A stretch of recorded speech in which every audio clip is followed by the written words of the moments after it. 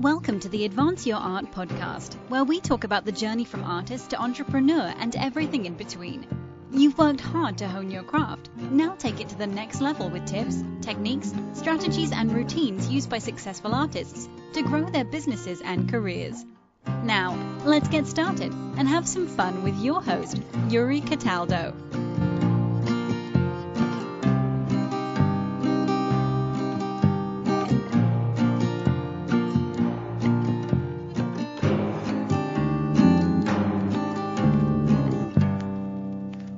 Scott, welcome to the show. How are you this evening?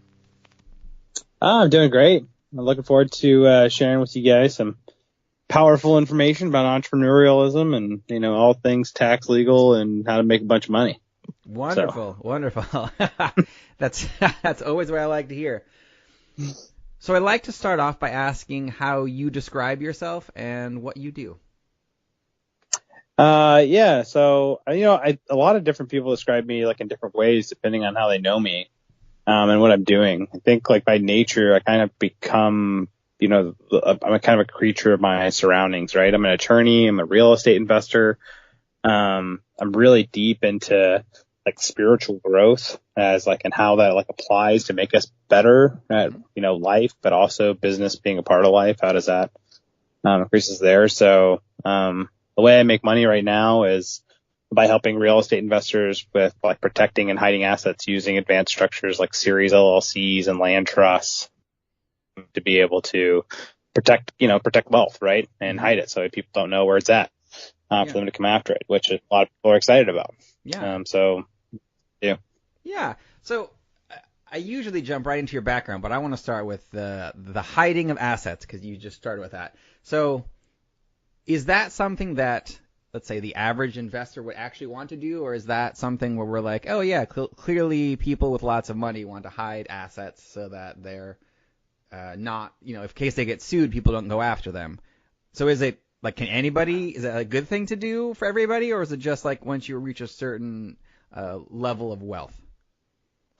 Yeah, well, I had a friend that lost, $3 million in real estate from a single lawsuit. And he had insurance in place. And so now my recommendation to everybody is saying, if you have 2 or more properties and you're a real estate investor, you're going to need asset protection. If you have more than $250,000 in worth, you should, get asset protection put in place because it's like that oh shit insurance that, stuff happens from a car accident you don't expect or an ancillary business deal goes sideways on you. If you have all of your assets in your personal name, then one thing goes wrong in your life, threaten everything you have.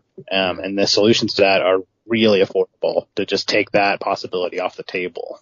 Yeah. So what's what's the bare bones basic of that? Is it setting up separate LLCs and then having different assets in those names, or just if you had to do the, for dummies version, how would you describe that? Well, what I used to think was the best way to do it, and what I learned in law school, right, was that you would just do a traditional normal LLC, right? And I bought my first piece of real estate while I was in law school and ran a transmission and auto repair shop during my second year of law school and flipped it after law school and graduated without debt because of that. And up until that time, I thought LLC is the way to go, right? And comes to find out that after I left my litigation practice and I started going back to real estate investing, my first client actually hired me to figure out what's the best asset protection you can do for real estate investors. That's when I started to find out about all of these other structures you can use regarding series LLCs that you can form in one state and use everywhere. You can use land trusts to be able to hide all of the assets. The series LLC is cool because you can create one company with one bank account, one EIN number, one tax return, but you can create an infinite number of these child series on your own desktop.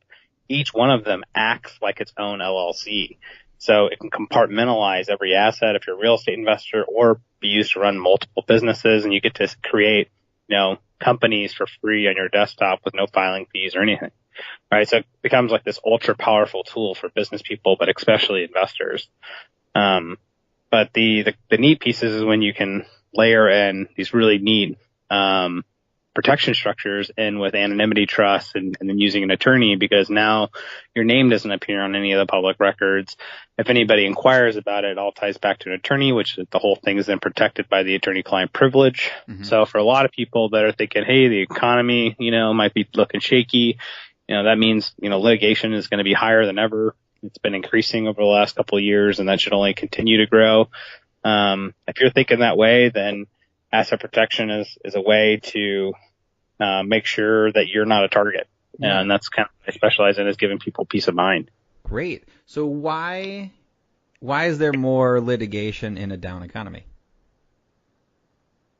It's because when people can't create on their own, they try to take it from somebody else, right? People become more likely to be desperate for money, filing for those lawsuits. Remember, like, attorneys also have to eat, right? So, and in a down economy, attorneys are much more likely to file litigation claims because they can't really make money doing anything else. So what they do is try to find people to file lawsuits, and then they get like a share. They call that a contingency fee, right? Which really means they get paid on commission. So they find people so they can get paid on commission to extort money out of innocent people most of the time, right? With these legal claims, right? And that's nothing new. I think we all kind of see that on billboards and radio and kind of intuitively all know that. Mm-hmm. What people don't know is that those attorneys are usually really lazy. So all you have to do is just make yourself more difficult to eat than the next fish, and then those sharks just go to the easier fish. That's really simple. Okay. That's good. So let's backtrack a little bit. What made you want to become a lawyer? Well, fundamentally, I thought lawyers were like respected, right? And I was like, oh, this will be good. I'm not really doing anything with my life right now besides training jiu-jitsu and kickboxing and doing tutoring. So I was like, I'll become a lawyer because then I'll be respected as like I'm a lawyer, right? Mm-hmm. Yeah.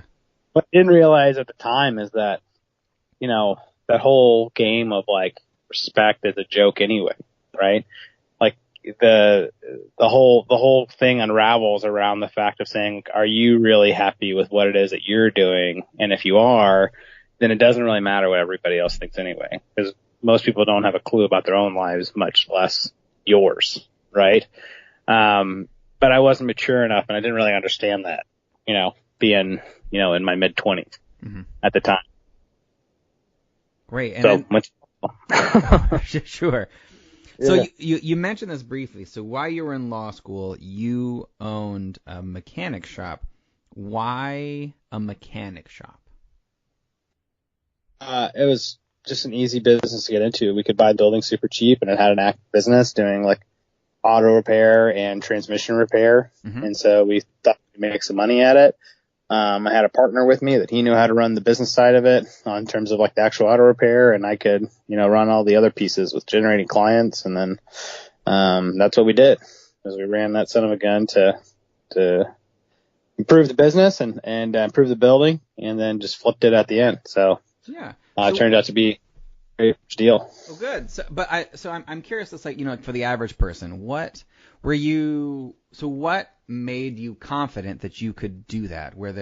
Is it just because of what you had been studying? Were there books you were reading? Was it the business partner you had, or what was it in that moment where you're like, yes, auto mechanic, I will buy this place right now while I'm in law school, and I'm confident enough that I will be able to flip it at the end? Yeah. So probably like a combination, right? I probably was thinking I got a partner here that knows how to do the day to day, and can advise me on that. I think I was like, well, I know I enough to be able to, do the books, and I'm pretty crafty about being able to generate leads. Like I got us a bunch of free publicity in the newspapers, like front page, work.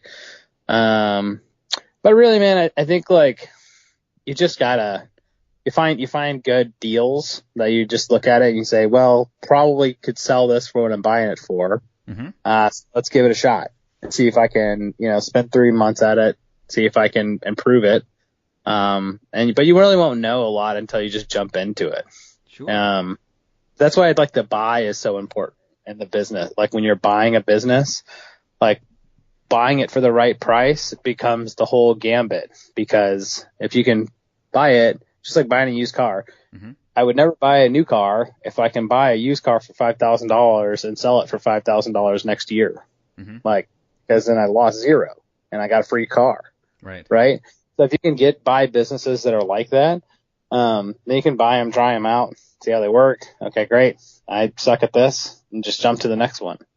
Royal Legal Solutions has been really different because that's a true startup. Yeah. And that's an entirely different animal. Right. So in your experience then, are there particular businesses you would look at if you were to do it again as ones that you could, like your used car analogy, buy something that's already in place, that's used, that's doing well, that you could then, flip a certain time later? Are there particular types of a business you look for with that, or it just varies based off of the industry?